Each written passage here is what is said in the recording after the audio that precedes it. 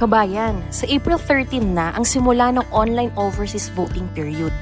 Kung kayo ay hindi pa nakapag-pre-voting enrollment and test voting, narito ang mga hakbang para gawin ito. Una, i-check ang inyong pangalan sa mga sumusunod na links upang malaman na kayo ay registered overseas voter.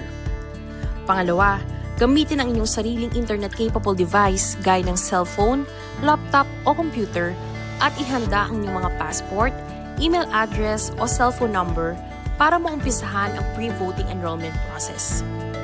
Pangatlo, sa inyong internet browser, i-type ang ov.comelec.gov.ph/enroll o i-scan ang QR code na naka-flash sa inyong screen.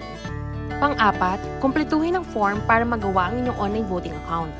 Siguraduhin tama ang inyong contact number at email address at tandaan ang inyong password dahil ito ang gagamitin upang ma-access ang voting portal sa oras ng pagboto.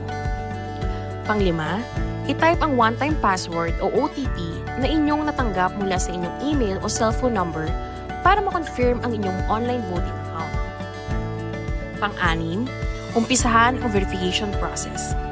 Itapat ang inyong camera sa inyong passport data page at inyong mukha. Siguraduhin sundin ang mga instructions para makuha ang malinaw na larawan at i-verify ang inyong personal na impormasyon. Matapos ma-validate ang inyong enrollment account, makakatanggap kayo ng email at text para ma-access ang voting portal na inyong gagamitin upang makapag-test vote at sa araw ng pagboto. Narito ang mga hakbang upang makapag-test vote. Una, mag-login sa voting portal gamit ang inyong registered email o cellphone number at password.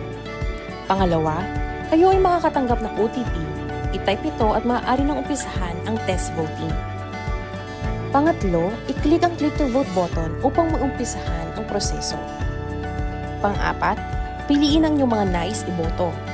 Tandaan, maaaring mag-undervote, ngunit hindi maaaring mag-overvote. Panglima, matapos makaboto, i-click ang next at i-review ang inyong balota. Kung may nais baguhin sa inyong mga binoto, i-click ang edit button.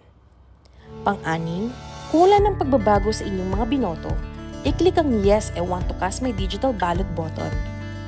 Tandaan, kapag na-submit na ang inyong boto, hindi na ito maaaring baguhin.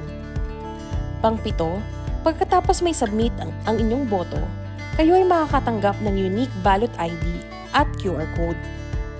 Pang-walo, bumalik sa voting portal, mag-login at gamitin ang ballot ID o QR code upang matiyak na inyong boto ay na-submit at encrypted na.